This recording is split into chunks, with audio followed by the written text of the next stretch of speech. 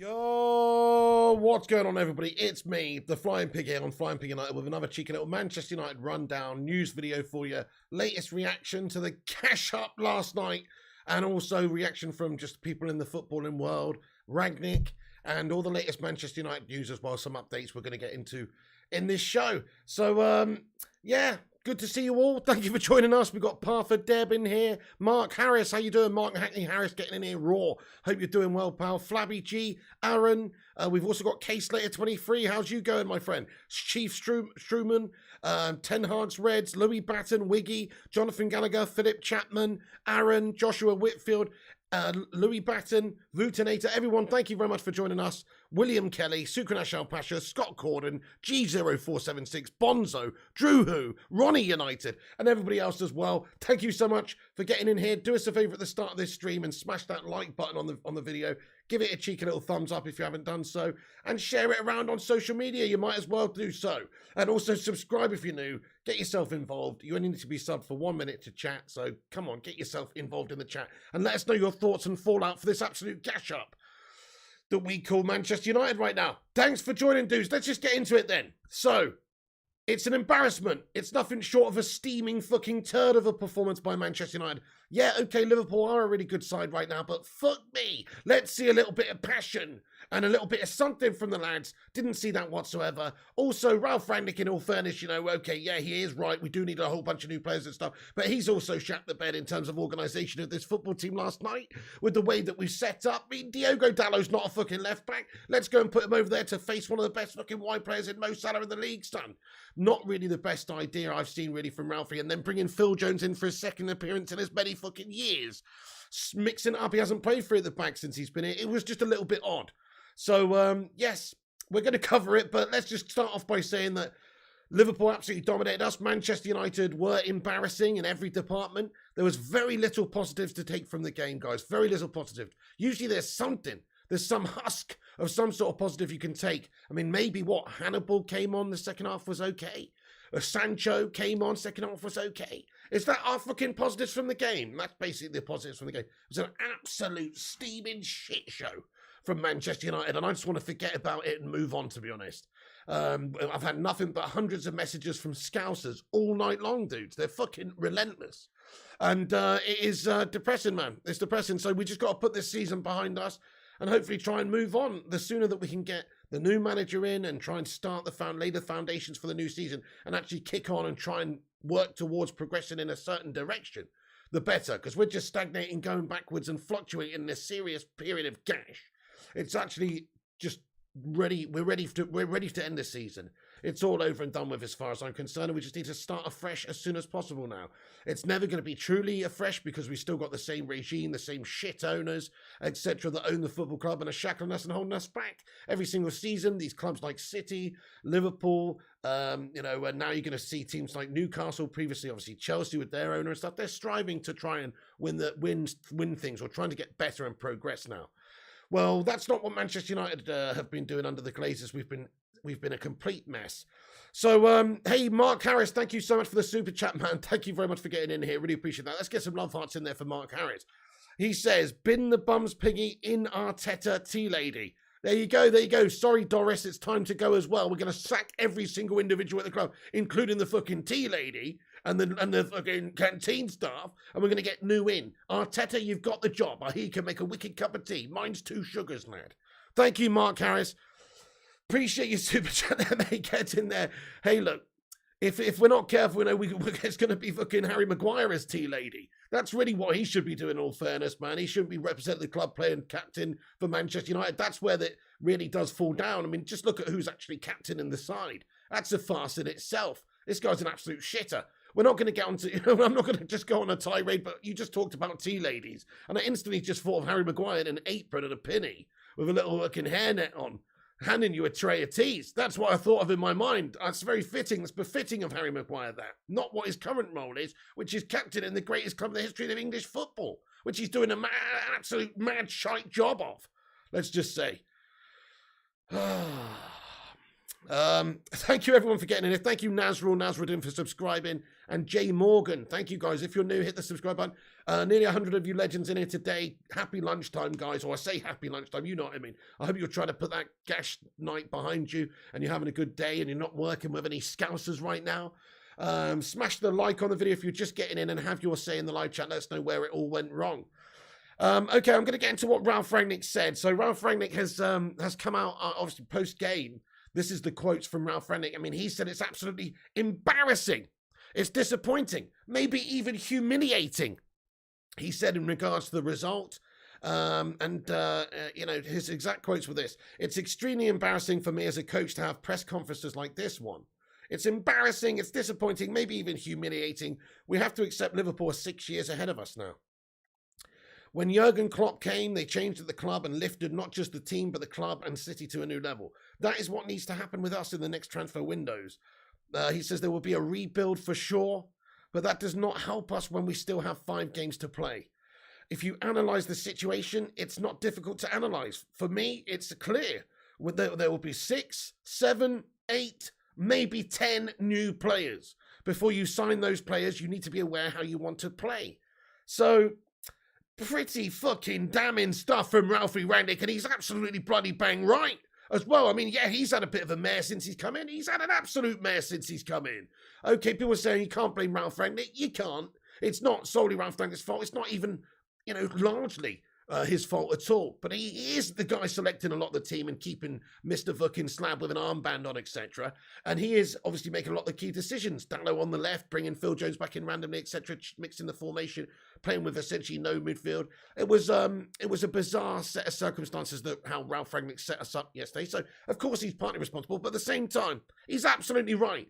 6, 7, 8, 10 fucking players need to come into this team, because clearly we've got a whole bunch of melters. Even the star players, even the players that we know are good players, have all gone to pot. People like Bruno Fernandes, what's going on with this guy? He signed a new big deal and now he's just given up. It doesn't make sense. He can't fucking pass for toffee now. He was an absolute baller for 18 months when we first got him, and all of a sudden, he's huffing and puffing out there, but blowing nobody over. He's fucking dreary. Marcus Rashford, my goodness me, what's happened to him, man? Now, in all fairness, Rashford has had seasons with us where he's been really good. He scored 17 from a wide position in the league, for fuck's sake, one year. Pretty damn good return. This year, he's turned into absolute Trashford again. I don't know what's going on with him. He's absolutely gone, isn't he? He needs to just, like, go away to a sanctuary, have somebody, like, you know, have a one-on-one with him, like Mr. Miyagi or something. Like, he needs a full-on philosophical, like, he needs to go to the rainforest in South America and do a fucking ayahuasca or something, mate, and speak to God. He's got to do something, because it is absolutely fallen off for Marcus Rashford, and he's just miles behind. I don't see how he's going to get any better, because there's a psychological problem going on there. That's what it is. There's a psychological problem. He needs to address it. Hey, Luke MUFC, thanks for your super chat, mate. He says, "Hi, Pig. I work in Liverpool, but I opted to work from home today. I'm sure you know why." Luke MUFC, man. Oh, well, that's a great decision, Luke. I can only imagine what it would be like being a United fan working in Liverpool right now today, mate. That's it. I mean, it's embarrassing, isn't it? It's just straight, that's the word. It's just straight up embarrassment what happened last night. Thank you, Luke MUFC, for that. Let's get love hearts in there for Luke. Good job working at home today, my son. The Vutinator, he thinks keep De Gea, Elanga, Ronnie, Mesbury, Bruno, Garner, sell the rest, even for peanuts. They're shit and don't deserve to wear the shirt. Vutinator, great shout, mate. I'm looking at United's first team, right? Actually, just say I'm looking at De Gea's good enough. Ronaldo's good enough. You know, you look at Varane. Okay, he's an injury-prone melt, but he is good enough. I think Bruno Fernandes is good enough, but at the moment he's in some sort of existential funk as well, and he just can't seem to do it like he could. How many misplaced passes did the guy make yesterday? Pathetic performance from Bruno Fernandes when you're expecting to see one of our big-name star players, one of the leaders in the side, supposed leaders that we've got in our side, stepping up and putting in some sort of good performance. It didn't happen from him again. So, yeah, man, Bruno Fernandes, I don't know. Listen, there's a lot of players need to go. There's a lot of players need to come in. I'd keep Sancho as well. He came on in the game and did okay. I thought he was actually quite good. But other than that, it was a very, very negative performance from Manchester United last night. So Ralf Rangnick's comments are very, very, very damning there in regards to the squad. He's saying that the squad just isn't good enough. And he said, right now, we're not good enough to get points against Liverpool. I don't think we have checked out. They're just better than us. They have 25 Formula 1 racing cars in their squad. I don't think that it makes sense to speculate about our chances of making the top 4 after a performance like today. So, very, very strong comments from Ralf Rangnick, and he's gone in even on like Victor Lindelof and some of the individuals after the game, basically. He said things like he was speaking to Man Utd after the game, and he said, had we scored a goal that might have changed the game, but we didn't. We had our moments in and around the box, but couldn't finish any of those moments. And the third goal, again, was just a pressing invitation to play a 10 or 12-yard short pass into Anthony Elanga. It doesn't make sense. Everyone knows that Anthony is a player for playing a ball in behind their backline, not into his feet. They were just waiting for that kind of ball, quite similar to the goal that conceded at Everton. And 6 seconds later, the ball was in our net.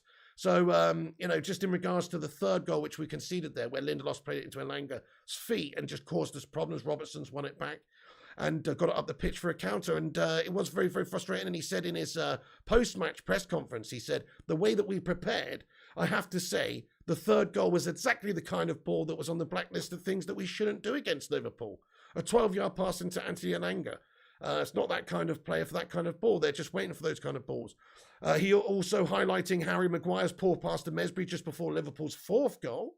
So Rangnick going in raw here said, we played exactly the kind of ball before the 3rd goal that we didn't want to play a 15-yard ball into their pressing zone. And with the 4th goal, it was similar. Obviously, stabbing Maguire's shot in the bed for the 4th as well. So he's not holding any. What I like about Ralf Rangnick, I don't really like his management abilities. I don't really like what he's done with this squad. I don't really like his decision making that he's made. He hasn't had any time really or money or anything to shape this squad though. And I feel for the guy because he's come in here to an absolute circus shit show and he's had to try and get them playing. And ultimately these players are a bunch of bloody clowns. That's it. Try and get Bobo the clown to play fucking well for you out there on the pitch. It's very difficult to do so. So he's just got a whole bunch of clowns every single week trying to get the best out of them, trying to get them to fucking, not fall off the trapeze or fucking not get eaten by a lion. And it's very difficult for him because they're all a bunch of fucking idiot clowns.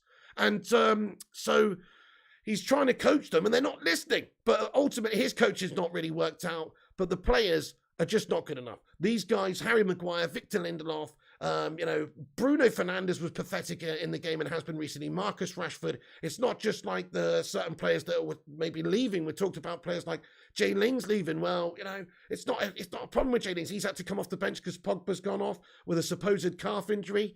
Not too sure how serious that one is, but he came off straight away and then Lingard's come on. Not really his fault. But the thing is, my goodness me, we've just got no character whatsoever in the team. They're all losers. You see Mesbury come on in the second part of the game, right? And before at the end, Mesbury, he did okay. He's come on. He's a young lad. He's showing them what to do really in terms of playing with a little bit of passion, running around, pressing, actually putting in fucking effort. That's all that we want to see, really. We weren't really expecting to go and smash up Liverpool, I don't think. I think we were just hoping to go there and give a good account of ourselves and show that we are still united as a team and we still can, reach for somewhere for something and put in a good performance against a good team. But no, we couldn't even do that at all. It was pathetic individually, pathetic as a team. Ralf Rangnick spot on here. These guys are just not good enough and they're making silly, calamitous errors. And he said so much, but I really like that about Ralf Rangnick. I don't like his managerial, what he's done really at Manchester United, but I like how honest he is. I like that he just says it how it is. I like how he says there's 10 players need coming in here. We're shit and we need 10 players. And Harry's poor passes gash and stitched us up and Lindelof's poor passes fucking gash and stitched it up. And this is what we've been working on and telling what not to do in training all single week. So I can't fucking do anything other than that. Is basically what he said. So maybe he's just shirking the blame, but ultimately the blame does fall mostly on these band of absolute melter players who are not fit to wear the shirt, guys. So I feel his frustration, I really do. Imagine being in his job where you've got to go in, you've got to look at a human slab and try and get the best out of him. I mean, he's also guilty of not making enough key decisions. If he could have his time again at Manchester United, Ralf Rangnick, I'm pretty sure he would do things differently. And what he should have done is, the moment he came in, just pulled Maguire to the side and said, listen, boss, the previous manager gave you the captaincy. I've assessed the squad. I've come in. It's mid-season, but I'm sorry, I'm giving it to Cristiano Ronaldo or somebody else because that's what I want to do. I'm the new coach, and that's just the way it is, bud. But you're still a key player for me. You're still going to play for me. But he didn't have the bottle to do that when he came in. So he's not perfect. He's not exactly devoid of any any responsibility for the gashness at the moment, but he's not largely responsible at all. He's only come in to mop up after Solskjaer just to play substitute teacher until the end of the season. So I feel for Ralf Rangnick, I really do, having this band of absolute shit to try and get the best out of. Also, Manchester United's 4-0 loss to Liverpool was the lowest. It's a 129-year low. So I don't know if you've seen so many comments coming on my videos, and loads of people are banging on about it on social media. They're saying 9-0, 9-0, 9-0. We beat them 9-0 over the course of the season. When the fuck did we start counting aggregate scores in the Premier League, by the way? That's bullshit. But secondly, it is actually, if you look at that, it's the worst. 9-0 on aggregate is the worst overall two-game defeat record in a season versus a team. Sorry, hang on a sec. The 9-0 aggregate defeat to Liverpool represents our worst record in a season versus a team since 1892-93 season. The 1892-93, not 1992, no, not 1990, no, 1892-93 season, when we suffered an 11-0 loss over 2 matches to Sunderland. That 1892 United side were pretty shite, to be fair. You know? Fucking hell, man. We're right down there with the 1892 side. You know? So, anyway, I'm just saying, I don't know anything about them, but I'm just saying, like, it's a terrible, terrible indictment of where Manchester United are at right now. When Liverpool are that much better than us, that they are getting a 9-0 aggregate score over 2 games. I don't know why we're fucking counting this bullshit aggregate, but people are. And that's the current situation. We're just that far away. They've done us 5-0 away. They've done us 4-0 at their gaff. And they've put us completely to the sword in both games. Exactly, Amit Kumar. 130 years, boss. 130 years that record has not been matched. And by the way, that's not to Liverpool. That's not a record against Liverpool. That's a record against any team in that time.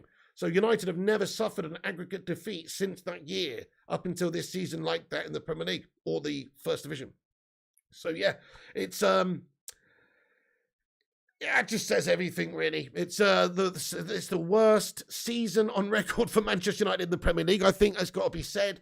Like just how things have gone, the lack of anything to play for, the way that it's just panned out with maybe the hope that we had of the season after finishing second and Solskjaer being here and then us signing really good players and just how it fell off and the roller coaster and the circus it's been this season. It's the worst one. And things like this just highlight that. What a terrible record that is. Hey, Griffo Chaz, mate, thank you so much for getting in here with a super chat. By the way, we are going to have a big Q&A at the end of the stream as well, and I will be dipping in and out of the live chat, for random comments and stuff as well as we cover the different topics. But I just want to get some things off my chest first, and then we will be getting in and out the live chat. But Griffo Chaz, thank you for the super chat, mate. He says, the players insult our intelligence as a fan base. Maguire telling us he is good, and Bruno saying that the team always works hard. They treat us as kids. Griffo Chaz, spot on, man. I agree. You can see with your own 2 eyes that Manchester United are not working hard individually or out for each other out there on the pitch, mate. They're absolutely letting themselves down and letting us down with their effort levels. That's it. The running, the desire, you can just see it. Why is Menchbury coming on the second half and looking like he's got a lot more willing to put in the effort than all the rest of the guys? Quite worrying, isn't it? Quite worrying. Griffo, thank you so much. Let's get some love hearts and a super chat emoji in the live chat there for Griffo. Hey there, G-Wolf United. We're so shite and Rangnick and Ten Hag have got to work together and fuck off all the players to start afresh. Spot on. What I do like about Ralf Rangnick saying this stuff and saying that we need as many as 10 players to come in is that, well, he's supposedly going into a consultancy role where he is going to advise Manchester United on certain things. And so hopefully he's got some sort of say, hopefully as well, Ten Hag coming in, he's going to fight his corner, and they're going to actually convince the board to have to sign these amounts of players this summer. Because that's what it's going to take to try and close the gap. And we're not going to be able to compete with City or Liverpool, those teams, for years, because we're that far away. You can see we're that far away with a 9-0 aggregate over the course of the season against those scummers and what's happened against City. And we are so far away in where we are in the league. So it's going to take a long time, but we need to invest. They've got to support Ten Hag when he comes in. They've got to get rid of a lot of players, and they've got to wait, for the right players to sign as well. But we've got to invest in this summer transfer window big time. Thank you so much, Griffo, Chaz, and everybody getting in here. Really appreciate you. And G-Wolf United, great to see you. 160 legends. Do drop a like and hit that subscribe button if you're new. We're actually nearly at 55,000 subscribers, guys. So if you are new to the channel, do us the honor of dropping the sub up and help us get there. Oh, okay. So also, guys, we're going to see a new period of change. Maybe it won't have that much to in terms of bearing on what happens, but Manchester United revolution begins. This is what Fabrizio Romano has said. By the way, this is what Ralf Rangnick said. There will be a rebuild here. 6, 7, maybe 10 new players will come. So those are the direct quotes from Ralf Rangnick there. But in regards to scouts, Manchester United revolution begins as chief scout Jim Lawler leaves the club. Jim Lawler has decided to step down from his role as chief scout in the summer after 16 years at the club. And also Marcel Boot, the head of global scouting, have both departed the Premier League side, Manchester United. So we've got a couple of scouts gone. You have to say these scouts, as much as they've maybe signed a couple of good players over the years, they fucking shat the bed. And I personally don't think that they have shat the bed. I think it's more the decision makers. Obviously, they're finding good talents, and surely decisions can be made about who to sign. I'm not necessarily sure that that's on them. I think that just the board necessarily don't fucking do what is actually the sensible thing to do and what is advised for them. I think they just had a clueless guy in charge for many years in Edward Wood, who's a financial banker type and not a football man. And for these reasons, we made a lot of piss poor decisions. Matty Judge, clearly he's a fucking wank stain as well over the years and just making complete bad decisions. And so, but these scouts, Jim Lawler, Marcel Boot, Manchester United said Jim Lawler has decided to step down from his role as chief scout in the summer after 16 years with the club. During that time, Jim played a key role in the development of multiple trophy-winning Manchester United teams and was an important source of guidance to Sir Alex Ferguson and each of the managers who have followed. So let's get some applause emojis in there, okay? I'm not saying it's down to these guys at all. We've got a history of having a great scouting network at United, and obviously these guys have worked here for a long time. But still, though, we haven't signed any really good gems recently. A lot of the good gems have been unearthed by other clubs. Liverpool went and got Robertson for 8 mil. You've got who else? You've got Ruben Dias went to City, Virgil van Dijk went to Liverpool. All these signings, all these players maybe you could go and get that we can all see with our own eyes, just haven't really been acquired by Manchester United. Instead, we've gone for 50 million Wan-Bissaka. Instead, we've gone for 80 million pound Harry Maguire, 89 million pound Paul Pogba. So we've made poor acquisitions, bad decisions. We haven't signed the right people. I don't know if that's necessarily down to the scouts. I personally don't think it is. So there you go. That's my opinion. But anyway, yeah, that's right. Ten Hag's Red's getting those applause emojis in there. Oh, shit. Gungshi, mate. Thank you very much for the super chat there. I don't know what that is. NT6090, but it's a pink one. Get in there, Gungshi. Thank you very, very much for the super chat. Let's get some Sues in the chat. He says, I think Ralf is right. We need a new team of players who are capable of adapting to the type of football Ten Hag wants United to play. 90% of these melters just can't or won't do it. Let's bring in hungry, high-quality players who really want to win. Let's get a hashtag amen to that in the live chat. Gungshi, thanks very much, mate. I couldn't agree more with you, bud. That's it. Ten Hag needs to have freedoms when he comes in. We have to sign new players. I mean, there's no point just signing players now. You've got to wait and see who Ten Hag wants. There has to be communication there. We've got to get him in. He's got to start work. But he's got to, of course, be allowed freedoms to be able to sign players.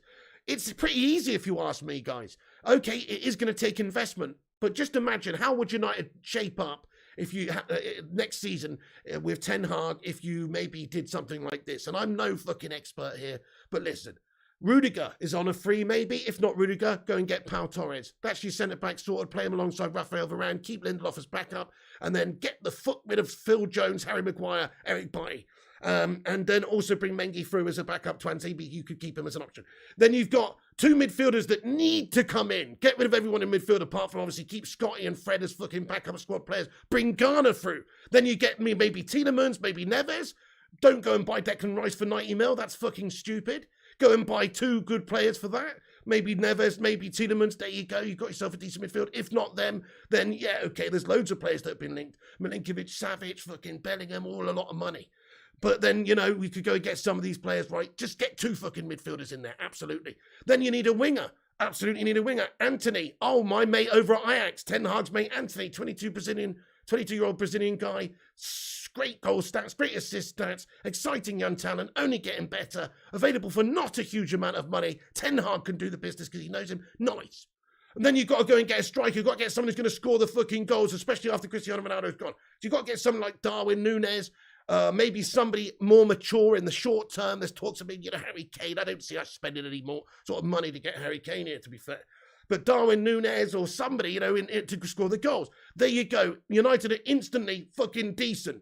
All you need is like 5, 6 really good players, and United would be decent. It doesn't take a fucking expert to look at where we're lacking in the team and see that the midfield's a big problem. We've been gashed over the years. Pogba's a letdown. He jogs around the pitch, saunters around. Matic is getting on. He's a Frankenstein's monster. McTominay's got heart and passion, but that's about it. Technically, he's not the best, and he does put in inconsistent, erratic performances. Fred is improved lately, but let's face it, he's never going to win any fucking Ballon d'Ors, is he? He's a decent player. He's an industrious player. I like him in the squad, but he's not going to be good going into battle in the fucking Champions League final up against the best teams in the world, son.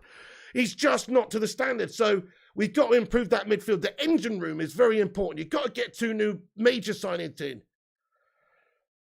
Yeah, it says everything, Jonathan. We barely beat Norwich. Gungshi, thanks so much for that super chat, mate. That's very kind. I couldn't agree more. Get these players in. Support Ten Hag. Allow him the time, of course, to shape the side. But we need to act quickly in the summer. Get new recruits. Right, hold on a second. I've got to, let's have a look at this. So Jim Lawler and Marcel Boot have decided to step down after 16 years, guys. Or certainly Jim Lawler, 16 years at the club. So maybe a change, maybe a transitional period here for Manchester United with some different approaches being made as well for the scouting and recruitment network and stuff. We need to get more football men into this club. We need to get some of these wanky bankers out and get people like Edwin van der Sar in. That would be fantastic, get people like that in. I'm happy that Rangnick is going into a consultancy role, by the way. As much as I don't think Rangnick's been good for United as an interim manager, I actually do think he could do some good stuff for us behind the scenes. He's worked, in Moscow for a long time doing that. He also was very successful doing it for RB Leipzig, working behind the scenes and recruiting players and growing the club and the brand and all the rest of it. So we need football men in there. Rangnick is a football man. He's just not the right guy to go for, I think, at the time. He was out of management for a long time for a start with no Premier League experience. But it's not really his fault that it's happened. But I don't really want to obviously like him as manager. But going into a consultancy role, it could be good for Manchester United. Oh, Kafka has upgraded his membership. Thank you very much for upgrading your membership to the Bacon and Egg Brigade.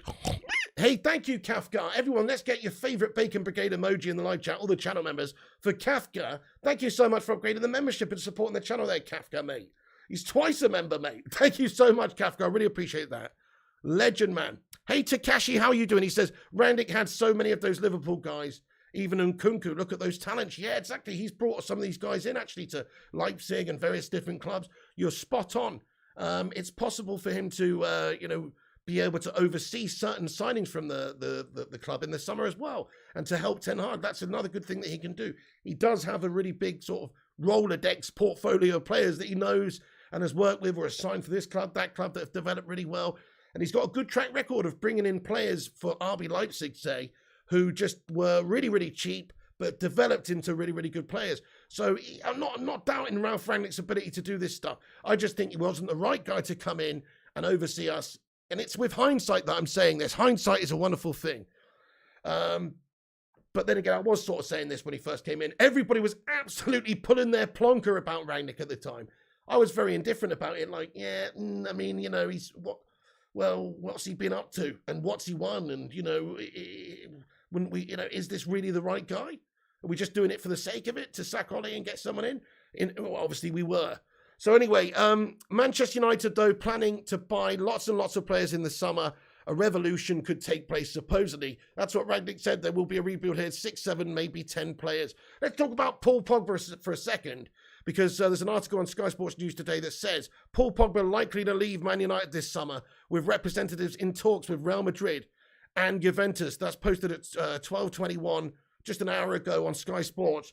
He was jeered by United fans when he was subbed during the 3-2 win over Norwich. You might have seen in the previous game, he's going down the tunnel, he's cupping his ear to the fans and stuff, to the United fans. Got a bad reception from that, frosty reception. There's some people that even think that Paul Pogba wasn't even necessarily injured yesterday and he just couldn't be asked. And so he's feigned off with an injury. I'm not saying that. I think it could be possible, but what do you guys think? Do you think he was injured? I don't know. Who knows? Maybe he just couldn't be asked. But anyway, so there is an update from Ralf Rangnick in regards to Paul Pogba, and this is what he said. He basically did give an update and said that it was a calf issue. He said he pulled his calf muscle, and as it seems right now, this will not be an injury like the one Fred has, which will be gone in 1 week. I fear he will not be available for Arsenal and Chelsea. So I don't know. Obviously, look, if they're looking into things and he does legit have an injury, then my bad, right? But this just basically, to me, has ruled him out for the rest of the season, right? He fear you will not be available for Arsenal or Chelsea. He may well never play again for Manchester United now, Paul Pogba, because of it. And really good. That's what I say. He's actually been one of the most lackluster players for us over a long time. 6 years of mediocrity. It's a long time to suffer the Paul Pogba effect, which at United has been very much lackluster performances more often than not. He is a good player, yada, yada, yada, all the rest of it. We know that. Yeah. For France, yeah, blah, blah, blah. But he's shite for United. That's what counts, guys. Yeah, maybe, yeah, how can you fake an injury at this level, says Robin. I suppose so. Listen, if they're going into obviously having physio and things like that. But then again, if certain muscles, Takashi says, I think he was injured too. I think he was injured. Why would he even start the game? If his headspace wasn't there, he didn't want to play. Surely he wouldn't have even started the game, and he'd have just said some bullshit before the game. So, yeah, I mean, I doubt it was fake, to be honest. But because of this, because he went off in the game, he may well never play for Manchester United again. We've got, 5 games left? He's going to be out for at least a couple. Hashtag Pogba out. Yeah, there's no consistency, says Gungshi. Hey, Callum Karen, how you doing? Hope you're good. Heinrich van Niel, Guten Tag, mein Freunde. He says, Rangnick is an actual good coach. This is the first time Jurgen Klopp has won him. The players are just refusing to listen to him because it's not the real manager. Not quite correct there, Heinrich van Niel. I believe before yesterday's game, looking at the head-to-head record, Jurgen Klopp had beaten Ralf Rangnick's teams previously in the Bundesliga twice. But Ralf Rangnick, you're right, Ralf Rangnick's record against Jurgen Klopp before yesterday was absolutely fantastic. So you're right, but Jurgen had beat him a couple of times. But even so, yeah, fair play. He's clearly a good coach. He is a good coach from what he's done in the past. But not the right guy for Manchester United first, I think that's fair to say. Okay, so Paul Pogba has revealed that he, Rangnick revealed he had a calf muscle problem. He says, as it seems right now, it will not be an injury like Fred's, and he may well miss the Arsenal and Chelsea game. So not looking good for Paul Pogba there. And as I say, Sky Sports report that Pogba has several, is in talks with several clubs, his representatives are, in regards to Real Madrid and Juventus, to the possible signature of him in the summer. As we talked about yesterday, the day before, Pogba is on the shortlist for understandably 3 clubs. Juventus, who he's got that previous link with, and he played with them, they might not be able to offer him as much as money as the other teams, but supposedly also PSG, massively the favourites to sign him at this moment in time. They're also in for him, and they definitely could pay him a big amount of money. And Real Madrid is the other team that is supposed to be interested in signing Paul Pogba this summer. So he is a good player. He is available for nothing. And when I say nothing, I actually don't mean nothing. I actually mean a shitload of money, because they're going to have to pay his fat cat agent, Mino Raiola, fucking 20, 30, 40 mil, whatever the bloody hell it is. And then we also have to put $1 million in a bank account, offshore account for his fucking cat. And then, 50,000 to his fucking, some bullshit account as well. It's just like there's all sorts of costs involved. So he's not going to be cheap. And then they've got to pay him like a huge amount of money. But that's sort of what a team like PSG does. You look at they signed last summer. They're getting players like Messi, Ramos, Wijnaldum, Donnarumma, all these guys on basically on freeze, where they're obviously signing them for nothing and they're going there because they can get a bigger transfer or a bigger signing on fee, and they can get a bigger wage at PSG. And PSG is saving money in some ways because they're luring players there with those big signing on deals, the big agent fees, the big wages, but they're not actually having to spend 40 or 50 or 60 million pounds on a player like a lot of teams have to do. So that's why they're probably quite a realistic destination for Paul Pogba anyway. Speaking of pools, let's go from one extreme to the other. Before I do, drop a like on the video, guys. Let's see if we can get 200 likes on this stream today. That is the target. There's 250 legends in it right now. Drop a cheeky little like it's hot. Help us compete with the clickbait merchants, the corporations, and the wankers. And do smash a like on the video and subscribe if you're new to the channel. That's right. Okay, so Paul Scholes, speaking of one Paul, going to one Paul from another, opposite ends of the spectrum here, we've got a legend of Manchester United, Paul Scholes, and we've got Paul Pogba. So here we go. Paul Scholes disagrees with Ralf Rangnick over Man United's performance against Liverpool in some ways. This is what he sort of had to say. Speaking to Premier League Productions, he said, Rangnick, if he's honest, especially in these big games, he says Rangnick is honest, especially in these big games. He's probably a bit too honest. The stats don't surprise you. Man United never laid a finger on any one of their players at any time. They're allowed to do what they want. I wouldn't be fooled by the first 20 to 25 minutes of the second half. Liverpool were bored. It was too easy. They just needed more motivation, really, to really step it up and step it up again. And they went and scored whenever they wanted to. So I wouldn't be fooled by that.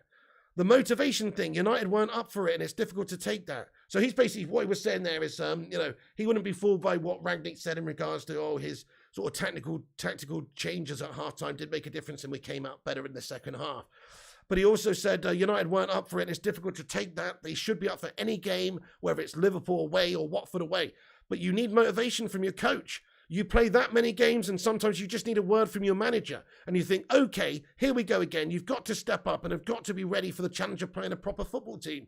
They looked bereft of ideas. They looked lost, unenthusiastic. They looked flat and looked like a group of players that were flat. And there are a lot of experienced players in that team. So, yeah, Paul Scholes, maybe labeling a little bit more of the blame at Ralf Rangnick's door for that performance. And I have to admit, he did set the team up in an absolute farcical way, in my opinion. And some of the selections were a joke. I don't get why Dallow's going over there to face Salah when he never plays there. I don't get why Phil Jones has come into partner slapping to Maguire in the back three as well. It was just a little bit on the strange side of things. Roy Keane's hit out and said, but I personally, obviously love Paul Scholes, but there you go. Roy Keane's hit out and said that Marcus Rashford played like a child. And he also said, he said, Jesse coming on to try and save Man United. Jesse should have left Man United 2 years ago. He's not good enough for Man United. Players like Rashford, he's like a child up front. Okay, it wasn't great service, but the one or two bits he got where he was in on goal, it was a poor touch. Defensively, we're trying to help Maguire out here before the match. Give him a little bit of PR. But the last goal, Maguire's passing and defending, not acceptable, not good enough for Man United. Roy Keane would be throwing punches at Slabby Maguire if he was on his team. He would let him on the court. It's an absolute disgrace and a nonsense. It is a disgrace and a nonsense, man. So he's just slagged off a few players there, Roy Keane, and rightfully so. Jesse Lingard, less so. It's not necessarily Jesse's fault, is it? He's leaving the setup here. He's not good enough for United. He knows that. He's surplus to requirements. I actually like Jesse from the point of that I think he tries and gives it effort, But again, he's not the man to bring on when Paul Pogba's in. It just goes to show you Roy Keane's right on that one.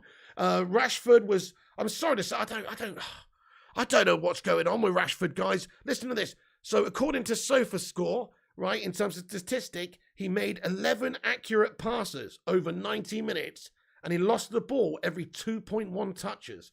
These are some absolutely gash stats for Rashford in regards to 11 passes. That's all he was able to complete in the game. 11 passes. What the fuck? And 2.1 touches. Every 2.1 touches, you lose the ball. That's absolutely pathetic. Something's going seriously wrong with Rashford. I don't know what's happened.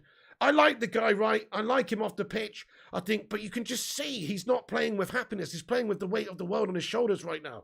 He seems like he's just had his mojo stolen from him, like in Space Jam. The aliens have come down, taken his mojo, and he's completely gone. He's not the same talent. He's got no confidence. Because of that, he can't perform. Yesterday, everything he touched turned to guff. So it's very concerning when you see a player like that who's previously been good for us, and Bruno Fernandes and these good players, so-called good players, who just can't put in performances hardly at all now. Bruno's gone from being Mr. Consistent to Mr. Inconsistent. Every now and then he will have a good game, but that's it. So we got a lot of reaction from United legends here. Nobody's happy about this, guys. I guess one of the only positives you can take from the game, well, we said, Mejbri, we said Sancho. Sancho's numbers versus Liverpool, he came on, he had 100% successful dribbles, 2 out of 2, 87% pass accuracy. See, that's fucking much better. 36 total touches, 8 ball recoveries made, 2 ground duels won, 1 interception, 1 shot on target. So he did okay when he came on. That's about it. That's the only sort of one of the only positives from the game. I mean, another positive from the game, right? I guess, I mean, I do want to take a moment just to say there might be a couple of scousers in here right now, such as Seamus Moore. He says, "Hi mates, cheer up." Seamus, man, thanks for getting in here. Shout out to all the scouts in the live chat. And also, screw you guys. But still, shout out to you guys. But Liverpool fans observed the minute's applause on the 7 minutes mark. For Cristiano Ronaldo, obviously, with the loss of his child. And, watched a video of it earlier. I was watching the game, actually missed it at that moment in time because I had to go downstairs and sort my bloody TV box out because I was a minute behind. So I sort of missed it at the time, but I watched it back and, I have to say that fair play to the Scousers, man. That was very classy. And Ronaldo's family, in fact, have come out and said, some of Ronaldo's family, who was it? Ronaldo's sister Elma said her family would never forget the show of sympathy seen in the 7th minute on Tuesday's night's encounter between Liverpool and United at Anfield. So, mad respect to the Scousers on that one. Maybe it's a bit easier for them to do something like that when it's when they're 1-0 up. But no, in all fairness, they pre-planned it all, guys. That was going around on social media that day, and they pre-planned that. So I thought that's a very, very nice gesture from Liverpool, man. But that's all the positive things we're going to say about Liverpool. Other than that, they are, obviously much better than us right now, and they're challenging for the quadruple. And they are a really good team, and they're in their best spell that they've had in the Premier League era. And we are clearly in our worst spell in the Premier League era, and that's why there's an aggregate of 9-0 over the course of the 2 games in the season, because we're that far away from the Scousers, and it is so depressing. But that was a nice gesture anyway. It was a nice touch. Jesse Lingard, speaking of him, he's come out and apologised to respect, says Matthias Cruz. Let's get some hashtag respects in there. I agree. Jesse Lingard, and some love hearts for the Ronaldo family as well. They're going to be still going for a very, very tough time, guys.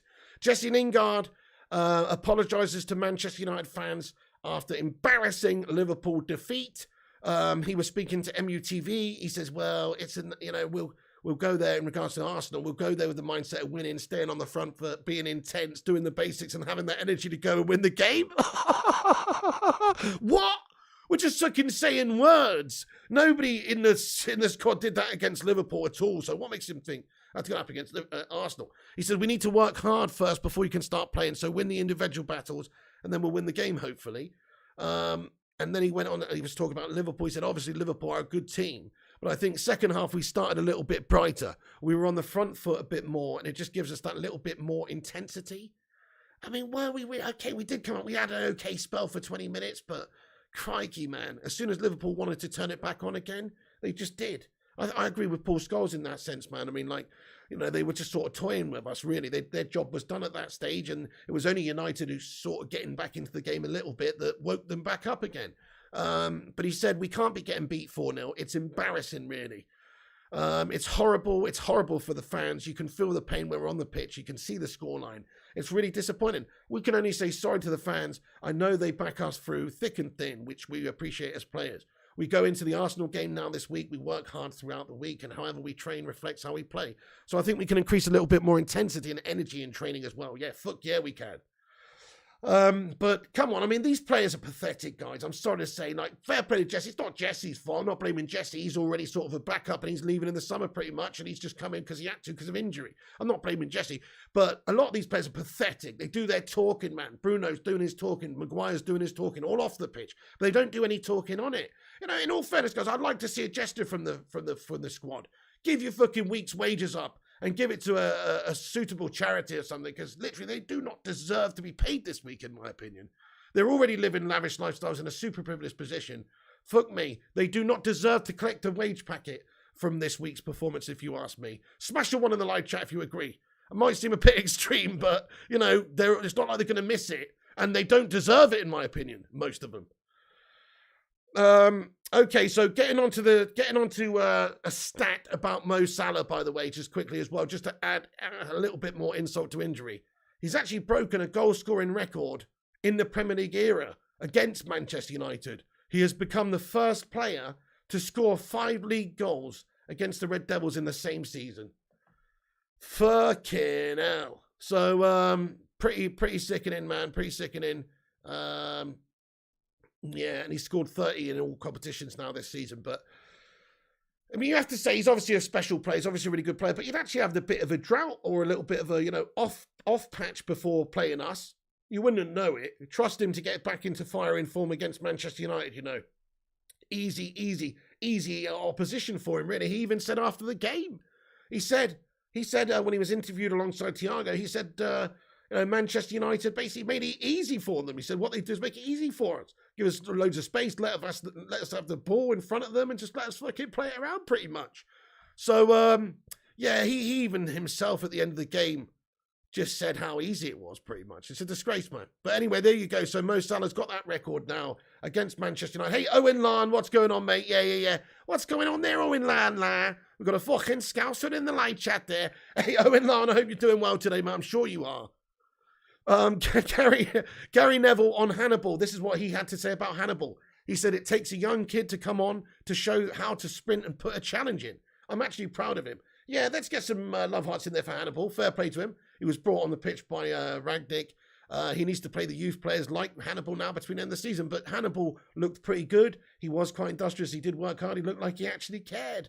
That's all we really want, man. So fair play to Hannibal. He was pretty decent as well. And Gary Neville said that. Right, I'm just going to get into the live chat for a few minutes, guys, before we get into some other news. This is all reaction from the game last night. Before I get into some Ten Hag stuff, a couple of little other bits we've got about United, I'm going to get into, the chat, see what you guys are thinking reaction-wise about the game. So please do get yourself involved.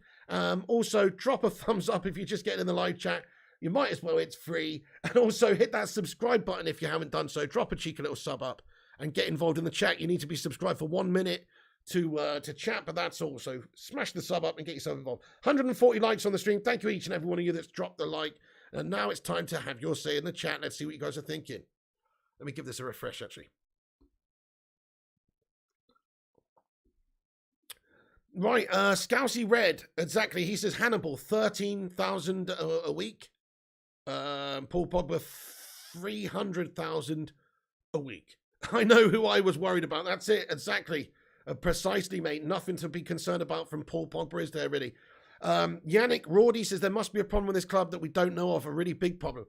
Yeah, Yannick, I think that's it. It's almost rotten, isn't it? It's almost like a rust or a cancer that's setting in the club. Seriously, because it seems like, think about all the good players that are signed by Manchester United and come into our team, and then just after a while, they just decline. They become absolutely shit. It's like the levels, the mediocrity sets in, the cancer sets in, and everybody just becomes worse and worse and worse and worse. That's what it seems like. Bruno was awesome when he first came in. Now look at him. There's a lot of players that come into this football club after having really good times at their previous club, and then they're absolutely crap at United for whatever reason. Paul Pogba was an absolute baller over at Juventus before he's joined us, by the way. And, there's loads of other examples of that happening too. It's quite remarkable. It is quite remarkable how we seem to sort of affect players when they come in. I don't know what it is. We seem to sign players who have a proven track record, and then when they come to United, they go to absolute shit. Pig, we can do a fundraiser, Slabhead back to Hull, says Viking Red. That's a good shout, man. You're not sure I even like these players, but I don't like most of them, Jonathan Gallagher. I don't like Harry Maguire being our captain. I actually like some of the characters in the squad, as I've said. I like Rashford off the pitch, not on the pitch. I don't like him. That's what I mean. I don't like him on the pitch at the moment. He's just playing with his head down, playing like he's defeated before it's even begun. So I don't really like him on the pitch, but off the pitch, I like him. Depends how you mean. As players, I don't really like any of them. I only really like Ronaldo. I like De Gea. I do like Varane when he's fit, but that's a big if. I also like, Bruno Fernandes, the old Bruno Fernandes, not this current Bruno Fernandes. So it's not really that many players that I do like in this side, mate. I think we do need an overhaul. We do need 5 or 6, 7, 8, fucking 10, 68, 93, 7,852 fucking players coming in this summer transfer window just to try and, get some quality in the side. Missing Cavani, says Viking Red. That's very true. Also, he did give us some good options. He was a passionate player, was a leader. He's somebody that would always fight tooth and nail for you on the pitch. So that's very true. Hey, thank you, Gungshi says, smash a like for the pig lads. And I said, thank you, Gungshi. Hey, we're at 150 likes. Get in there. Appreciate you, dudes. Paul says you're dreading Arsenal and Chelsea next. What a couple of gash fixtures that is, man. So tough. We've got a horrible couple of games right now. I still think that we can probably do Arsenal because Arsenal are a bunch of bottlers, but based on the last few performances, you can't really say that at United right now. We're pathetic, man. Hey, we got a new member of the channel, RBSK, bro. Thank you so much for becoming a member of the channel there, RBSK, man. Welcome to the Bacon Brigadiers. Hey, man, thanks so much, dude. Everybody, let's get your favorite Bacon Brigade emoji in there to welcome RBSK. Really appreciate the support on the channel, man. Thanks so much for being a member. Nice one. Thank you, Eamon Barrett. Appreciate you, dude. Should have kept Zlatan, says Seamus Moore. Couldn't do a lot worse than Zlats. Yeah, me too, Neil Driscoll. Just really want this season to finish. Cavani, yeah, part-time player. Well, he was great for us last season, but we kept him one season too long, really. Victor Camarasa says Rangnick was honest, yes, but I didn't hear him listing his countless failures.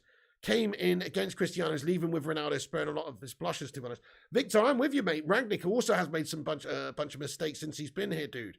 And he does seem to be putting all the responsibility onto the players. A lot of the responsibility does lie with the players. But a good portion of it does also lie with Ralf Rangnick, certainly a little bit. Okay, yeah, exactly there, Zlatan. Seamus Zlatan picks Zlatan. Exactly, Mark has. Zlatan picks Zlatan. Zlatan is greatest Swedish player of all times. Zlatan plays for who Zlatan wants. Cedric Burner says, what guarantee do we have that things will change, says Cedric Burner. There is no guarantees with Glazers as owners. We're always going to be limited. We're always going to be shackled with them. So until you get new owners in or until they decide that they want to try and sell the club and float in and get a buyer, then I don't think we're ever going to progress truly. I don't think we'll ever get to the point where City are right now or, Liverpool are right now, where they're so settled and a well-oiled machine and the hierarchy's settled, that everybody's doing their job right, the recruitment's fantastic, they're spending money in an ambitious way every single year, they're trying to stay at the top, they're trying to keep up with the Joneses, they're doing their bit. I don't think we can ever get there with the Glazers owners. Even if we get Ten Hag in and he has a very successful period of time and does really, really well with the squad, we're always still going to be just a little bit behind those teams, I think, because they've just got 100% freedom. They've got 100% resource, 100%. We've got people who are milking this club, so there's not 100% of resources investment going back into the club. Even if there's 90% investment going back in, that's not good enough. 100% of what this club is making should be put into this football club. I know it's not how it works. They're businessmen. They're owners. It's a business. They're milking this club. That's what they're doing. And that's how it's gone for a lot of clubs for a lot of years. Well, it's just fucking plain wrong. We are shackled by them. Hashtag Glazers out. While they're here, that's always going to be the problem. But certainly, new manager will improve things.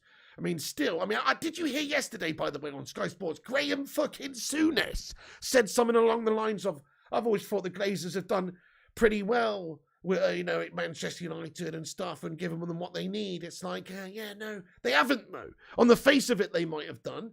There's fucking Roos leaking, there's fucking being left behind in all various sources, whether it's youth recruitment, scouting networks, signing the right type of players. They might have invested a bit in the front of house, but behind the scenes, it's a fucking mess. And also, in terms of like just getting the right people in the upstairs departments, the hierarchy, getting the right coaches in, getting the right, players in, making the right decisions. That's where it's all fallen down. On the face of it, they might have spent money on player transfers, but that's only half the story. They also recouped a lot on player transfers. They've also just invested heavily and badly. £80 million for a fridge. Hey, Ulf793, I hope you're good today, man. Appreciate you getting in here, bro. He says, seems everyone, including ex-Man United players, wants the players cleared out. Absolutely, mate. Absolutely. Most people with a brain and eyes think that Manchester United should get a whole new team, really. It's got to that standard. It's terrible. Yeah, Elon needs to save us, Matthias Cruz. Hey, Gungshi, thanks for another super chat there, Gungers. He says, Pig, I think Ralf was brought as much to assess and lay the groundwork for the new manager as anything else. I think he's been surprised by how gash this team of players actually are. You're so right, Gungshi. Come on, let's get another Sue in the chat for Gungers. And, that's true. It's true. He was actually brought in. When does that ever happen? When does a manager come in, even as an interim manager, and already have a preordained role to go into at the end of the season as a 2-year consultancy role? Yeah, you're right. That was pretty much what he's been brought in for, and he's just been in to oversee things. So yes, you are right. He's still done a poor job of the actual coach and management of the team, but the players are piss poor and they have let him down, and just like they let the previous manager down as well. In hindsight, maybe it should have been better to get Ralf Rangnick on in some sort of consultancy role straight away and then just have Ole Gunnar Solskjaer oversee things until the end of the season and then appoint a new manager in the summer. Hindsight's a wonderful thing. We weren't operating with that, sadly, and our board have made an incorrect decision, I think, based on what's happened this season. So I agree, Gangshi, mate. I agree. I think Ralf Rangnick was always going into that role for Man United, wasn't he? And it just sort of fit with the narrative of we need to get rid of Solskjaer right now. Put the blame on Solskjaer, scapegoat Solskjaer, get rid of him, and then get this new guy in. It fit the narrative for the board there, I think. There was no manager boost even. Yeah, no, there wasn't, Jonathan. You're right. Yeah, there was no upturn in form whatsoever since he came in. Right, okay, guys. So it's pretty disappointing stuff. I know. Stephen says Ralph's knowledge of the squad will be invaluable to Ten Hag. So true. He's used to be like, yeah. Right, give me a list. He's going to go 9, 9, 9, 9. Cristiano, yeah. 9, 9, 9, 9. Maguire, 999. You know, he's just not going to want hardly any of them. They're fucking awful. It's like, let's get #9 in the live chat because he should be saying no to all those players. Hey, Rushmano, how you doing? Thanks for getting in here. We got a couple of updates. Thank you so much, bud. Really, really appreciate that, man. Nice one. Hey, Hannibal's put a post on Instagram, says, always an honor to wear this shirt. Always ready to fight for the badge with some swords. That's what I'm talking about. As we mentioned earlier on, Hannibal put in a good performance when he came on in the second half, and it's one of the only positives to take from that game. So nice post there from Hannibal. Always an honor to wear this shirt. Always ready to fight for his badge. Nice. Cristiano Ronaldo has returned to MUFC training today. Wow, big breaking news coming through here, guys. Get in there. Ronaldo returns. Wow, okay, well, that's pretty fucking big news.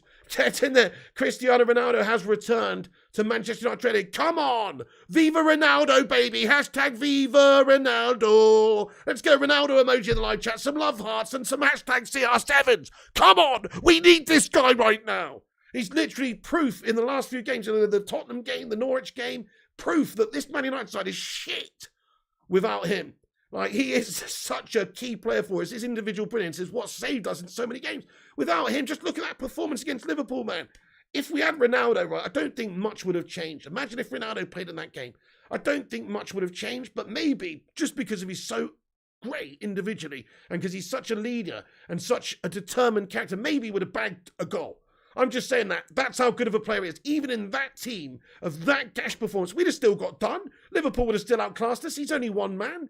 And they're a great team and we're terrible right now. But he might have just banged one because he's that sort of guy. Whereas we don't have any players like that right now. We don't have any match winners who can make a difference. Hey, Ellie, how are you doing today? Great to see you in here. What's going down, Ellie? Oh, I bet you've been having to deal with Dante's moods this morning, eh? What a shitter of a performance last night. Thank you, Ellie, for getting in and everyone else as well. Amida Red, how are you doing today? Ronaldo played in the final fashion at Old Trafford, says Amida Red. Right, okay. Well, okay, but I'm just saying, right, if you look at what he's recently done, look at that Spurs game where we got the hat-trick and won us the game with his individual brilliance. Look at that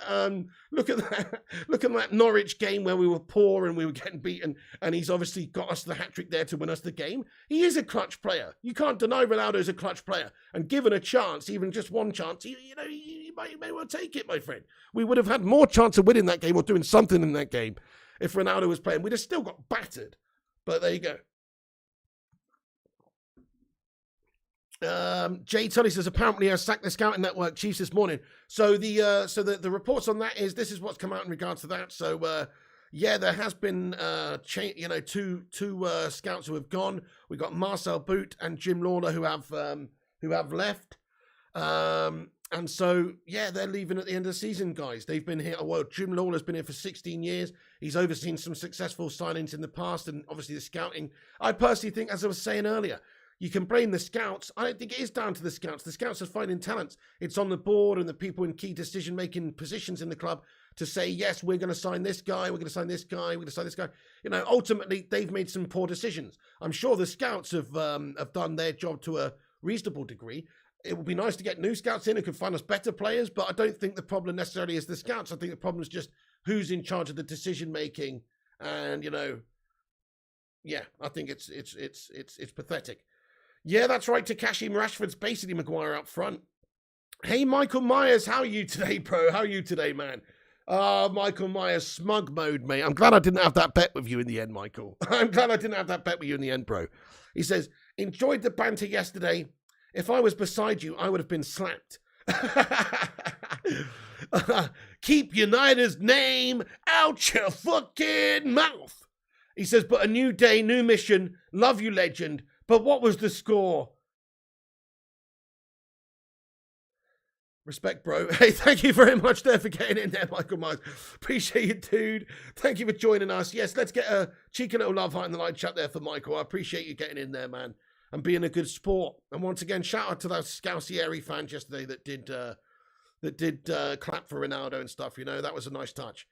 Right then, so I'm just going to get onto a couple of other things. We've discussed the game. I'm going to have a Q&A at the end of the stream as well, but I just want to cover a couple of little pieces of information that I've got as well, not relating to the fallout from yesterday. And that starts off with Erik Ten Hag. Apparently was approached by, this is from Fabrizio Romano, it's come out this morning. And when Erik Ten Hag was approached by German clubs, his answer was the same. My priority is MUFC. I'm speaking with them. So apparently, you know, like RB Leipzig were reported as maybe going to speak to Ten Hag. That's supposedly the sort of the response that was received back, is that my priority is Man United and I'm speaking with them. So there you go. Fabrizio gave us an update and said that Erik Ten Hag will have a conversation with Donny van de Beek to decide his future. He wants to decide on Anthony Martial as soon as possible, as well as he doesn't want players still on the market in August. He wants to know his squad in May and June. So, yeah, we've got to, this is it. Why do we always fanny around at the end until the end of the window to sign players? This is what we need to do this summer. We need to be proactive. As soon as the window opens, sign a good few players right there. Get things prearranged. Get things preordained. Get them announced. Get them ready to, on the 1st of July, when the window opens, bish, bash, ball, whatever it is. Is it 1st of? No. Whenever it is, though. Whenever it is, then, you know, then that's it. We've got a few players just coming in. That's what you need to do, rather than doing what we usually do, which is sort of scratching around, trying to sign players towards the end of the window for chump change. Make the signings, spend a little bit of extra money if you need to get these players in early, so Ten Hag can work with the players, and so he can also know what sort of squad he's going to have for the rest of the season, or the start of the season. He's got to work, he's got to have time, he's got to have new personnel coming in, he's got to get rid of a lot of these melters as well. That's all going to take time, so get him in, allow him to do his job, but also let's get some signings in soon. But there you go, Donny van de Beek, he's going to have a conversation with Donny. I think he's going to give Donny a chance this season, next season at Manchester United, isn't he?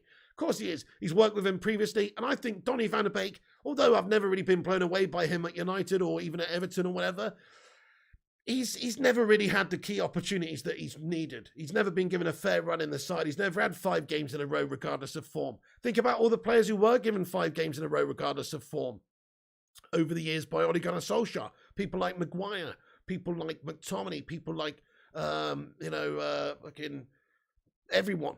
Everyone has had their times when they should not be in the team, but they were played anyway. Well, Donny deserved to play a couple of times and he wasn't. So I feel for the guy. So he wants to decide on Donny. I think he will give him a chance. In regards to Tony Martial, what's your opinion on Tony Martial, guys? Keep or sell Tony Martial? Problem with Tony is he might be priced out in the market. He's on big, big wages. Is he good enough? Is he a good enough player to warrant those wages? I don't think so. So you might have to make take a slight loss on a deal with Tony Martial, going somewhere where they pay a small proportion of his contract for the remainder. That would be something I could see happen. But I can't really picture a world where teams like Sevilla or Barca or any of these big teams, one of these teams in Spain or wherever, are prepared to spend 200 grand a week for Tony Martial. I just can't see that. I don't think he's good enough. But then again, he is coming to his prime period in his career, and he should be okay, but he's just not very good enough. Bell6091, we're doing a visual poll, lad. How are you doing today there, Bell6091? Keep Tony, says Hader. Sell, says Multi-David182. He's just another melt, says Robin. Sell, says Lyndon Ashby. Sell, says Jonathan Gallagher. Sell, says Matthias Cruz. Sell, says Madhouse. Sell, says Takashi. Sell, says Martial. Sell, says Neil Driscoll. Right, yeah. Everyone's pretty much agreed then it would make sense to sell him. Plus, you're getting wages off your books. If you can save 180 grand a week off your wages, well, that can go to other players' wages who are better. And also get him off. Maybe somebody might give you a few million quid for him too, which you can put towards acquiring a new player. So Erik Ten Hag is understood to be assessing players already and going to have a conversation soon. he's not obviously finished his work at Ajax yet, and he's not been announced as the new manager yet. So it's going to take a little bit of time.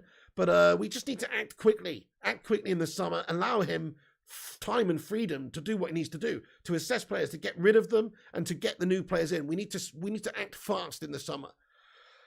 Also, Fabrizio Romano has said that Manchester United will 100% sign a new striker in the summer, no matter what happens with Cristiano Ronaldo. So even if Ronaldo does stay, we are going to be signing another player, which is absolutely apparent that we need them as well, guys. With what's happened with Mason Greenwood, Cavani's going in the summer, Rashford's not a true striker. Martial was the number 9 for us, but he was crap there, and he's not a true number 9. So we do absolutely need to get a striker in the summer transfer window. Darwin Núñez is being talked about. Let me ask the live chat, who would you like to see come in if you could get one striker to come in this summer transfer window? But absolutely, that is what's going on, regardless of whether Cristiano Ronaldo stays or goes. You got to get a striker in this this window. Right, okay. Also, Erik Ten Hag is understood. There's lots of reports coming out in regards to Anthony. Oh, sorry. Jay Tully says Kane.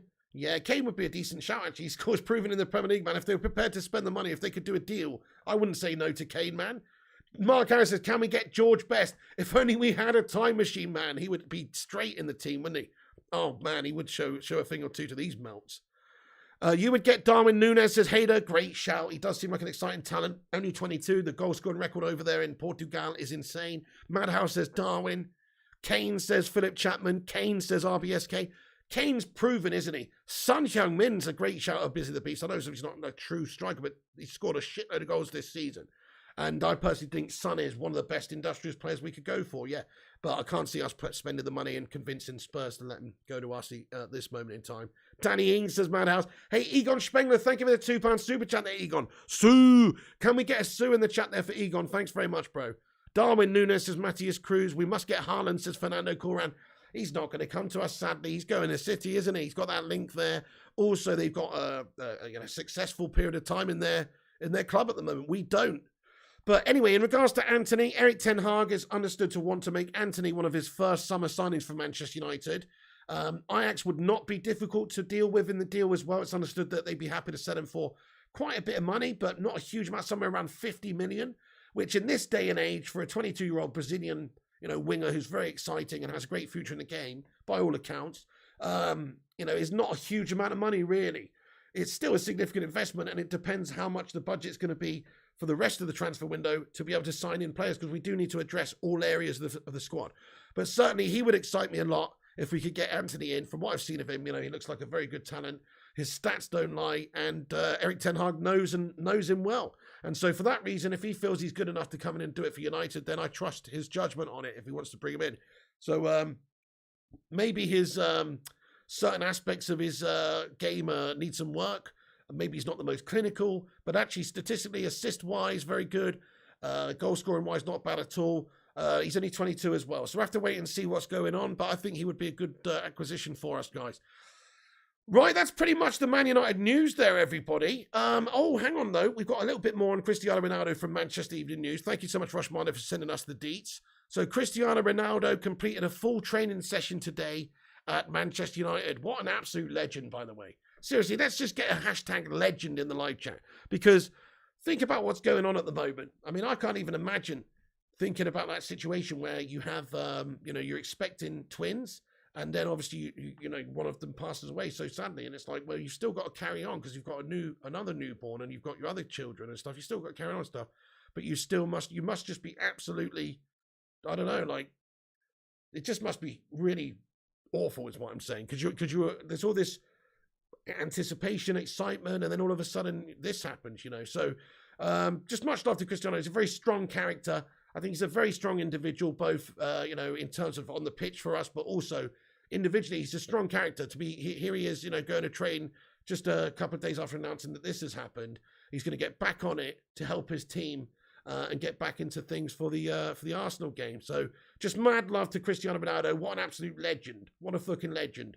I'm sure he's going to get an absolute raucous reception, man, even though it's at the fucking Dash Emirates. Michael Myers, thank you so much for the 10 Aussie Dozzy dollar super chat, mate. Getting in here raw from down under. He says, as a Liverpool supporter, I went through many years of pain Unless you have blood in a club as a supporter, you don't know. It's about spirit. It's about heart. And as a Scouser, I don't think I'm qualified, mate. Hey, Fabrizio Michael Myers, thanks so much for getting in here.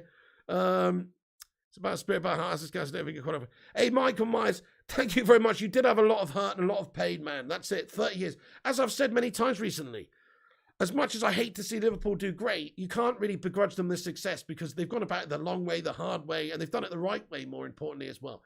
Like, they haven't spent ridiculous amounts of money. It's not like they've done what City have done or what Chelsea did, where they've just bought the success. And they haven't even spent anywhere near as much as Manchester United. So nobody can say, oh, they've bought the success. What they've done is build gradually with Klopp at the wheel. They tried many times before, previously with different managers. Brendan Rodgers, Roy Hodgson, etc. Oh, I miss those Roy Hodgson days. Please come back, Roy. I missed those Roy Hodgson days at Liverpool, man. Those were the best. But anyway, they tried with Kenny. They tried with Rafa Benitez. They've had many, many goes over the years. But recently with Klopp is where they've had the success, and they've done it in the right manner. They've always acquired new good signings every window when they can. They made the right recruitment, the right signings. Their recruitment's been pretty flawless, really. I mean, think about their recruitment compared to our recruitment. Of course, Klopp's coaching's coming into it as well to get the best out of them and develop them. But ultimately, their recruitment's fantastic. Even look at the new guy they just signed, Luis Diaz. Look at Thiago's performance last night. Another excellent display from him. I know he's had some injury concerns, but he's had a good season this year. I think Thiago's somewhat of an unsung player for them at Liverpool. You never really hear them talk about Thiago. Thiago was really good again last night. And then you've also got,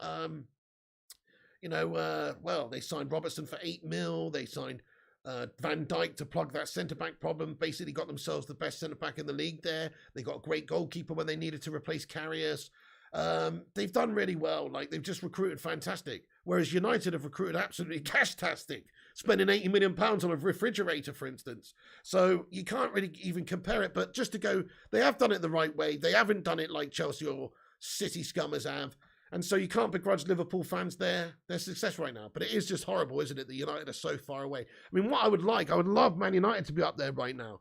You know, like it was the Fergie days. And I'd love this Liverpool side to be going head-to-head with a true Man United side with Keano and Scholes in there and stuff.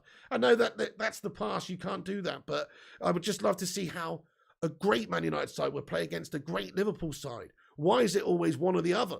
You know, I would like to see I'd like there to be some seasons where United and Liverpool are the best two teams, as we fucking should be in all fairness. No disrespect to, anyone else, but we really are the best two teams in the history of English football. You can't really dispute that with the trophies that's been won. So I'd like to see that again. We haven't had that for a long time. Right, okay, I'm going to get into the live chat for a few minutes, guys. That's basically all the news. Thanks, everyone, for joining. Smash that like button if you're just joining. Let's see if we can get 200 likes on this stream. I'm going to stick around for just a few more minutes. Been rambling on a long time here, haven't I? I don't know how long this video's been. Somebody get an exclamation up time in the live chat. But we've been on here a little while. Thank you, everyone who's been in here. We're 24 likes away from the 200, so do drop a like if you haven't done. And hit that subscribe button if you're new. I'm just going to stick around for a few more minutes. Let's see what you guys are saying. Taking big wages, delivering nothing, says Takashi. Both should just be dropped. Yeah, spot on, Maguire. I couldn't agree more. Couldn't agree more, Takashi. It's a disgrace and a nonsense how those guys get selected, even though they put in terrible performances. That's it now. Rangnick's got to make the change, and he's got to get Maguire dropped. He's got to drop, a lot of the players, in my opinion, and just play some youngsters. What have we got to lose, really? Michael Myers says, in the near future, we will be the greatest gamers we will not have bought by oil. There you go. Exactly, Michael Myers. All done in the right sort of way. If United could get rid of our shit owners as well, it would help.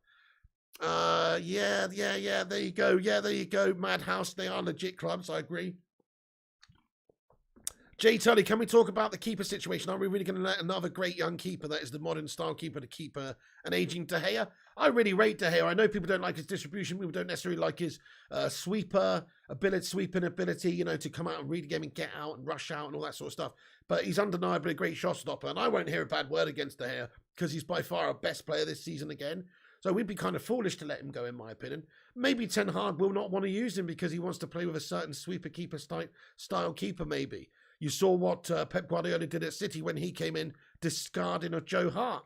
So it could happen, but I think we'd be foolish to let him go. Dean Henderson is a good player. He does have that distribution. He does have that sweeper ability. But overall, I still think De Gea's leagues ahead. So who would you like to see as United's number one next season, guys? Henderson or De Gea? Let us know. Palmarius, what's going on? An hour and 10? Oh, that's not too bad, is it? Mark Harris, hello. Thank you for another super chat, mate. He says, the cleansing has started in this great club. Get in, my son. It's happening. Eric will bin these bums. Mark Harris, thanks so much, too, for getting in. I love that optimism. Hopefully he bins them really, really soon as well. Gets them gone as soon as he's in. I'd love to see that, Mark Harris. Surely he can assess what's been going on at the club and make some decisions, over the phone as well, if you know what I mean. So he can get the wheels in motion to get rid of a human fridge, etc. Thank you so much, Mark Harris. Let's get a sue in the chat for Mark. Robert Norlin says, yeah, lots of teams would pay a lot for Rashford because he's a class player. I just think he's in the shadow of Ronaldo and doesn't know how to handle it. Robert Norlin, great comment. I do think that Rashford would be a target for most clubs if he was offered around because he's still got a huge amount of potential and what he's done up to this point is still very good and developed really well, just not this season. I think a new coach, a new approach, a new system, a new style, an arm around him, a confidence boost, time, and everything else could mean that he could get back on track. But right now, he's all the way in the bin. Gordon Banks, what a goalie, Mark Harris. Yeah, the cat. Actually, no, that was Peter Benetti, but you know what I mean. Still, though. Anyway, maybe they were both called the cat. Robin, thank you so much for becoming a member of the channel. Hey, get in there, Robin. Thank you very, very much for supporting the show, man. He's become a member of the channel. Guys, everybody, welcome Robin into the gaff with your favourite emoji of the Baker Brigade, man. Thank you so much, Robin, for supporting the show. A new member of the channel. We grow one stronger. Where are you? Let's be... Hey, thank you so much, Robin. Really appreciate that, man. Nice one. Thanks a lot. Always getting in here. Always positive. Always commenting. Always getting in with the bants. Appreciate it, man. Thanks for supporting the show. Pete Morris thinks De Gea's the one. De Gea says United forever. Henderson says Jay Turley. Hey, look, it's one of those, isn't it? Like, it's not really the major problem right now, in my opinion. I think we've got to address the other areas of the team, the midfield. We don't want to be dicking around with the goalkeeper if we don't have to. If it ain't broke, don't fix it. But then again, new coach might want a different approach. Palmerius getting those Phil Jones emoji in there. Hope you're doing well, Palmerius, you all-time Don. Jonathan Gallagher's got those Roy Keane emojis in there. I'd be throwing punches at these mouths. Steven says, people are forgetting Rashford didn't have a pre-season whatsoever. A few weeks off, full pre-season and fresh ideas. Under Ten Hag will bring Rashford back. He's still salvageable, I agree. He's not just somebody to get rid of right now. Maguire, yes. I don't think he's ever going to be good enough. I can see Rashford having a really good future in the game, though, if he can just get back on track, get that confidence and belief back, and maybe get the right team and right system around.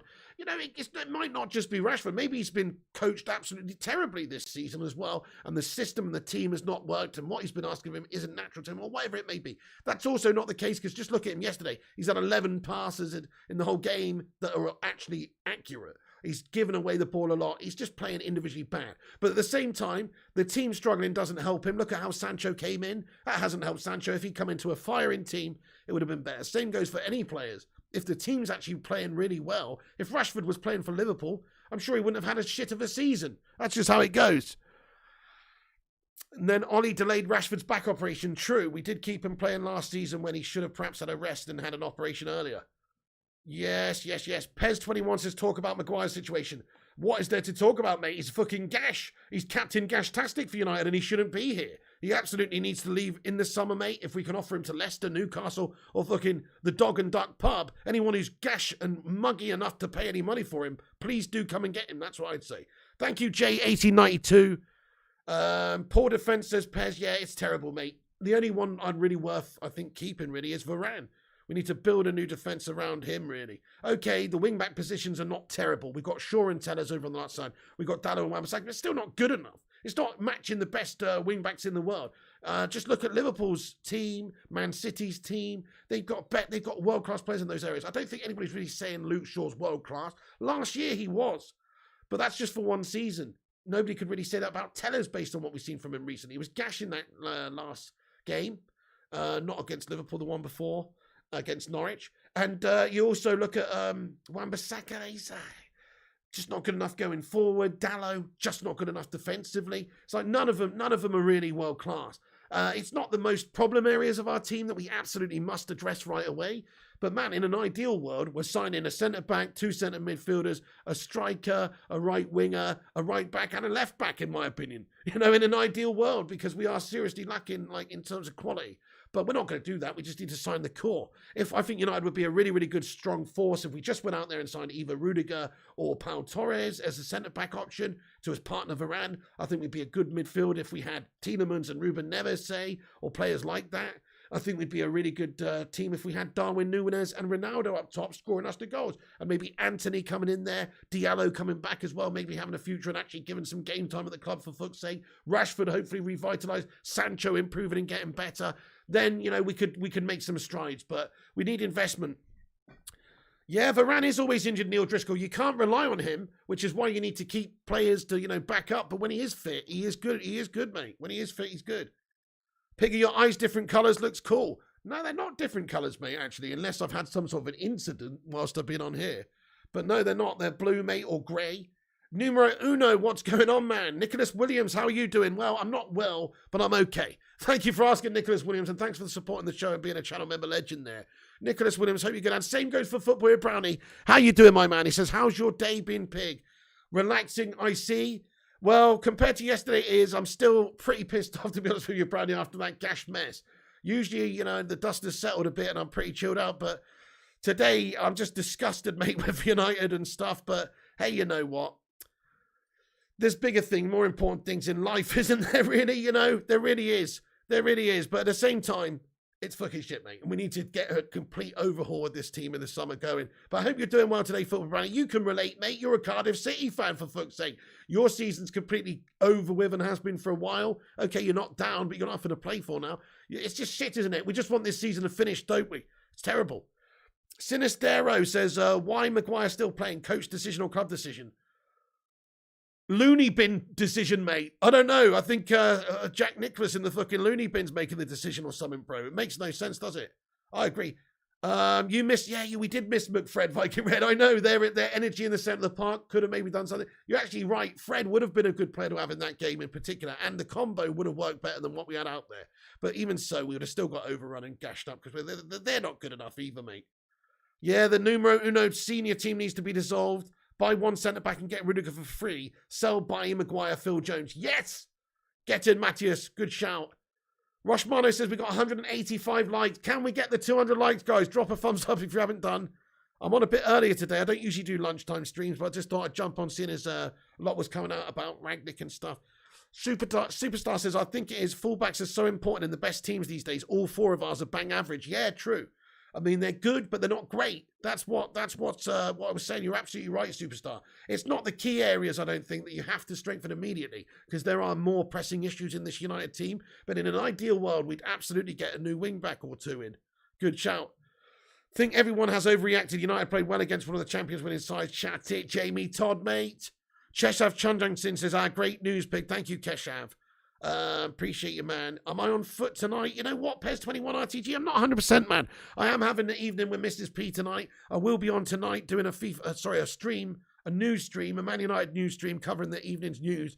I'm not 100%, man. If not, though, I know I said I'll be back at it tonight because I had the night off last night off FIFA, but I'm only seeing Mrs. P this one day this week, so I don't know. We'll see, mate. If not, I'll definitely be on tomorrow, the next day, the next day, the next day. So don't worry, we'll be right back at it raw. I know we need those FIFA streams, man, but hey, look, it's a balance, my friend. Life is about, I'm trying to find that balance, dudes. Viking Red Pig, I wish I could make a time machine and go back. Me too, mate. I'd get prime Alex Ferguson fresh off of the first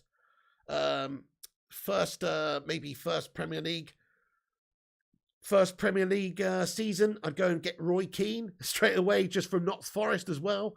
Go and get Scholesy in straight from the youth setup, etc. It would be fantastic, wouldn't it? That's what we need. Yeah, back at it tonight with Mrs. Peters, Mark Harris. I don't know, we might do a FIFA stream, but if not, then I will be back on, tomorrow with a FIFA action. Pig, all these gash melts need to go. The ones who stay are Ronaldo, De Gea, and Varane, says Lee Everett. I would keep Bruno as well, and actually I would keep Rashford, even though he's been trashed this season, and give him a chance. Give him a chance next season. But yeah, other than that, and Bruno needs to step up, but we know what a good player he can be, which is the only reason I'm saying let's keep Bruno, because he's not actually worthy of the badge at the moment based on actual form. But what he's done previously, I know he's a really good player who's got heart and passion. Mercure Patrick says, honestly, Harry should not be allowed to wear Manchester United shirt again. Yeah, speaking of heart and passion, he hasn't got anything, has he? He's got a piece of bloody toilet paper as his fucking heart, that man. He's absolutely in the shitter. Gungshi Pig, and last night I dreamed that I went to stay with you and Mrs. P. Really, Gungshi? Psycho. I'm just kidding. I'm just kidding, Gungshi. That sounds like a really nice dream, mate. That's awesome, mate. Well, you know what? Hey, Gungshi, look, if Taiwan gets invaded, mate, I'm not even joking. If China come in rolling over the hills, bro, then you got a place to stay as a what's the word, refugee or whatnot. You know, I say you can stay here for me then. If not, you're probably not coming to stay with me, Gungshi. But if Taiwan gets invaded, I'll house you for sure. That's the deal. You know, if it's a life and death situation, I got your back, Gungshi. If not, bit strange. But it's all good. It's all good. Vincent Bullock, what's going on? Thank you for that, Gungshi. You're a legend, by the way. You're not allowed to do that. You'll be messing with space-time continuum. Just ask Marty McFly, says Vincent Bullock. FIFA versus viewers would be good. Yeah, I do that sometimes, Jay Turley. Tune in, mate. Get involved. We'll do that. We'll do that this week before Foot Champs this weekend. Anyway, guys, I'm going to have to wrap this video up, but shout out to La Kayla, Robin, Rushmano, Vincent, Robert, Norlin, Gungshi, Josiah Flame, Viking Red, Matthias Cruz, Vincent Bullock, Amida Red as well. Am I a victory fan? Victory? Victory fan. What does that mean? Victory as in the Melbourne victory? What do you mean, mate? What do you mean? Am I a victory fan? What does that mean?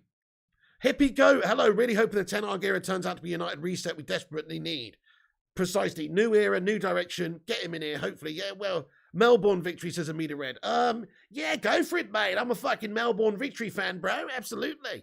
My favourite team in Australia, though? The Central Coast Mariners, mate. No idea why. No, I don't actually have a favourite team in Australia. Let's go Melbourne victory, mate. Yeah. I just wondered what the hell you're on about, though. It's a bit random. Obviously, I know the Melbourne victory. But you said, do you like victory? I thought you were talking about Escape to Victory, the movie, for a second. Because in some countries, that's called victory. Hey, you know, you got to be more clear, mate. Eddie Benson, thank you, mate. Thank you so much for getting in here. Eddie Benson, one of the channel member legends. Hope you're well, Eddie Benson. Thanks for watching the show. Hey, we've got 200 likes on the stream. We've just smashed it. Baby, we did it. Break out the red panties. It's red panty night. The live chat's got us 200 likes, baby. Thank you, everyone, for hitting the like button. That's awesome. Really appreciate you all dropping the like. If you're new, hit the subscribe as well. Drop a subscribe, drop a like, all that stuff. Click the bell icon so you get notified when we post and go live. Thank you, Muscular B, for subscribing to the channel. I appreciate you, man. See you, Wiggy. Thank you for getting in. And the Vootinator. Thank you all the mods. Mark Harris, Gungshi, Jonathan Gallagher, of course, Aaron. Everyone in the chat here. Michael Myers getting in with a late super chat as well. He says, new United documentary on Netflix. 11 seasons with nothing. Produced by Ollie. Directed by Slabby. Get in, says Michael Myers.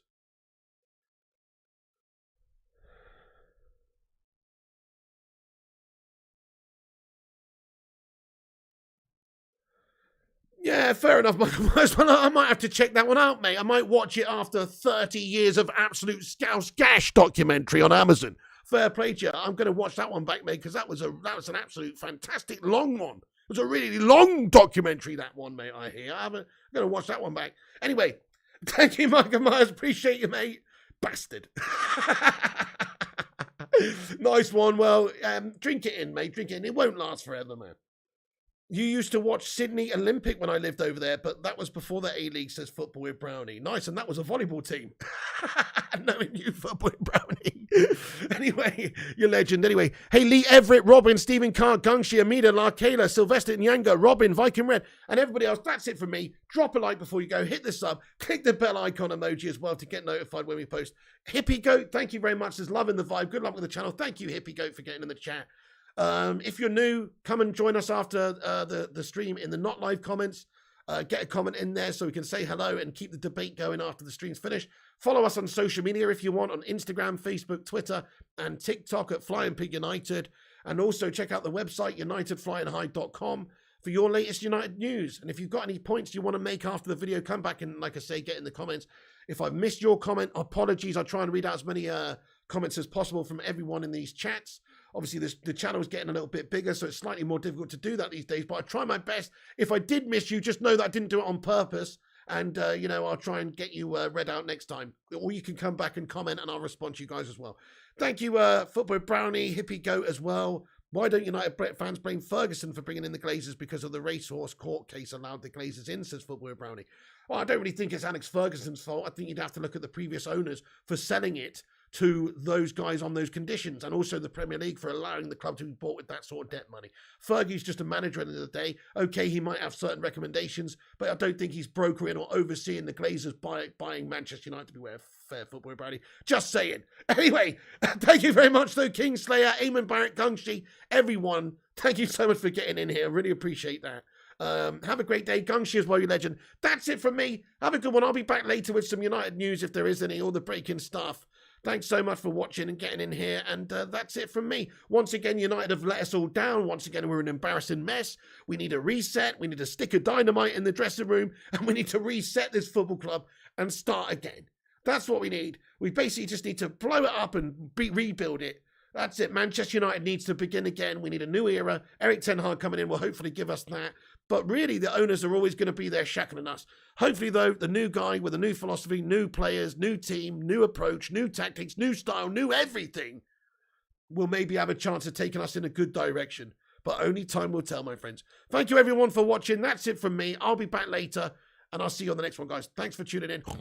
And come on, United, sort your fucking lives out now. An absolute embarrassment last night. We need to do better. Bye, guys. Thanks for tuning in.